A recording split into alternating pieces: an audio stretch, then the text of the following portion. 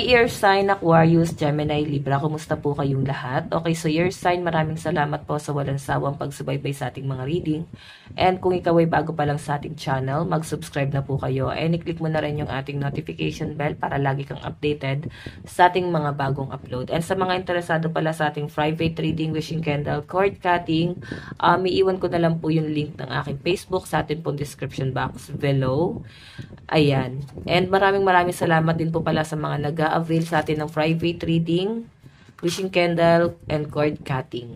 Okay? And sa mga nagdo-donate, maraming salamat din po. Okay, so tignan natin guys. Gabay kapalaran po ng Air Sign. Air Sign, Aquarius, Gemini, Libra, gabay kapalaran.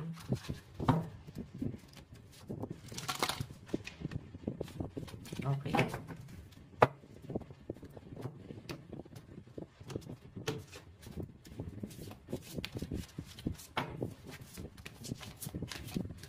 Air Sign, Aquarius, Gemini, Libra. Okay. Meron tayong shield.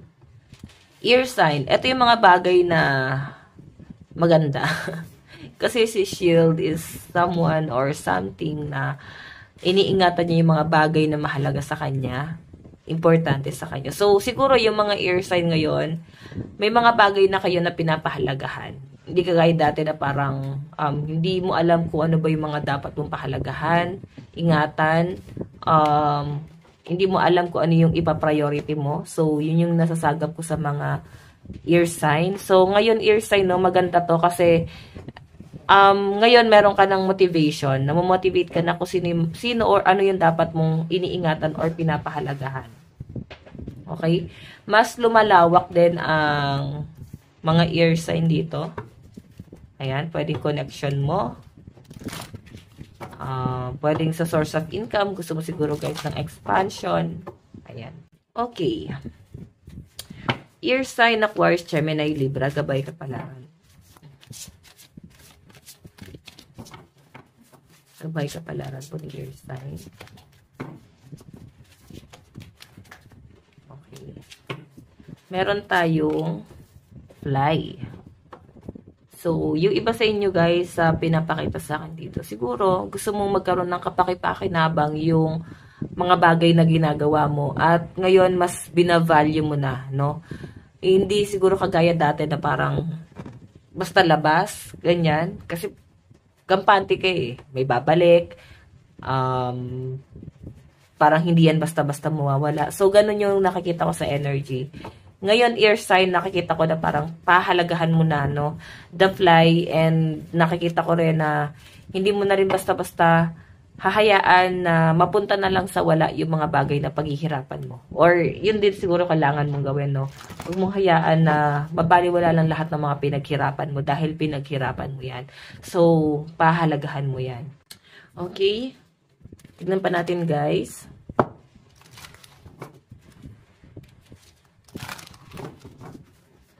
Air Sign, Aquarius, Gemini, Libra. Okay. So, guys, meron tayong dash. So, eto guys, mabilis to eh. Siguro, ang bilis ng panahon. Nabibilisan ka sa panahon, lalo na ngayon na parang nagkakaedad na rin yung iba sa inyo. So, nafe-feel mo na parang hindi ka dapat basta-basta kampante na lang. So, Air Sign ito kasi, pwedeng may mga nahihilig siguro sa sugal. Yung nakikita ko dito, so, yung iba naman sa inyo guys, pwedeng literal na sumusugal. Hindi lang guys parang sugal, no? Pwedeng magkaiba yung scenario, no? Pwedeng may mga nahihilig sa sugal, yung iba naman sa inyo guys, pwedeng meron kayong sinusugal ngayon, okay? So, dash kasi guys, ang pinapakita sa akin, parang sinasabi rito na kailangan siguro maging patas ka. Okay? Hindi sa lahat ng bagay madadaan sa daya, madadaan sa mabilisan. Okay? Hindi mo basta-basta makukuha yung mga bagay ng ganun-ganun lang nang hindi mo pinaghirapan. So, kailangan paghirapan. Ayan. Okay? So, once na pinaghirapan mo, doon mo ma-realize na kailangan mo palang i-value. Kasi pinaghirapan mo yan. Tignan pa natin, guys. Air Sign, Aquarius, Gemini, Libra.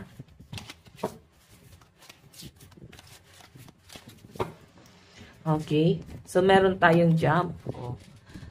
So, nakikita ko guys, pwedeng may nagawa rin kayong gulo, no? Hindi rin naman guys, parang ganun ka perfecto talaga. Okay, so air sign, kung makita mo yung bottom of the deck natin is the loop. Ito kasing si Jump is parang gulo. Gulo, kasi wala siyang matawag na totoo niyang kakampi or kaibigan. Sino ba yung mapagkakatiwalaan niya?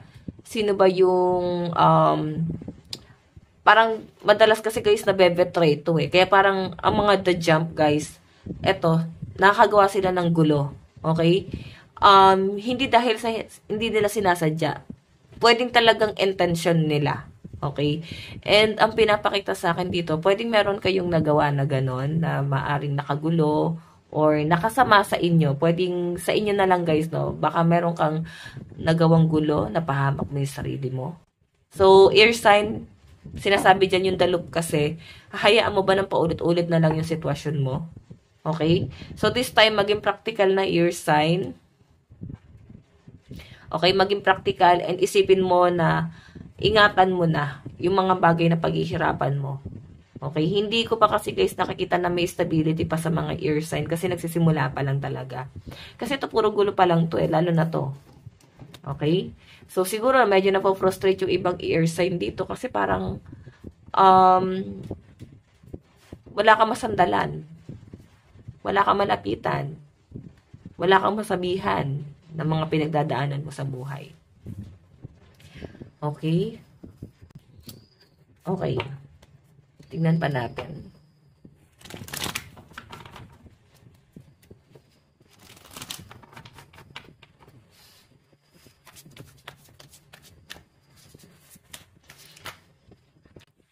Nakalimutan ko pala guys, no? Ano ba yung mga kadil mo? Zodiac sign.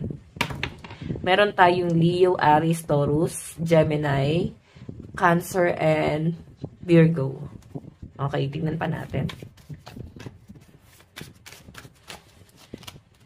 Knight of Cups. Actually, meron naman dito guys, handang makinig sa inyo kung may pinagdadaanan ka sa buhay.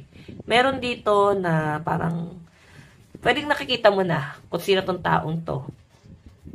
Okay, na handang makinig sa inyo. Umiyak ka lang sa kanya, parang pakikinggan ka niya. Mabait tong taong to guys, no?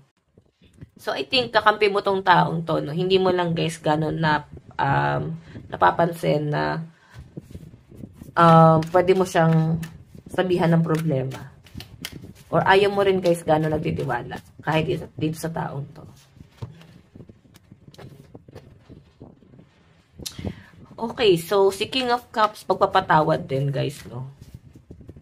Sama ka ba ng loob sa mga tao? Or kahit din sa taong to, may sama ka ng loob pero open arms siya sa inyo. Bottom of the deck guys, collaboration. Ayan. So, air sign, willing siya makipag-collab sa inyo. Yun nga lang, pwedeng may trust issue ka. Okay, ayaw mong basta-basta na lang hihingi ng tulong, pero malaki yung mayaambag sa inyo na tong tao to. Okay? Grabe, no? Grabe yung trust issue nyo. Yun ang nakikita ko sa inyo. Tignan natin, guys. Ano naman ang inyong advice? Protect your asset. Don't be careless with what you've worked hard for. So, guys, ayan. I-value mo yung mga bagay na meron ka, lalo na sa source of income mo. Baka meron dyan, pero hindi mo guys gano'ng pinapahalagahan. Okay, iingatan mo na lang. Trabaho, kung meron kang trabaho, so maging mapalad kasi hindi lahat ng tao nakakapagtrabaho. Ayan. Lalo na at pag nasa Pilipinas ka, ang hirap maghanap ng trabaho. Kahit sabihin natin na graduate, kasi ang laging hinahanap, may experience, diba? So, protektahan mo. Kung may business ka naman guys, ayan, ingatan mo. Meron ako nakakita kasi dito pwedeng meron ka nang nasimulan pero pwedeng natatakot kang humakbang. Wala namang masama doon, ear sign. Okay? Nasa isip mo pa lang to lahat. Kaya natatakot ka. So, lucky number mo is 21 and 8. Ito lang po ang inyong reading. Bukas po lahat. God bless and love you. Bye-bye.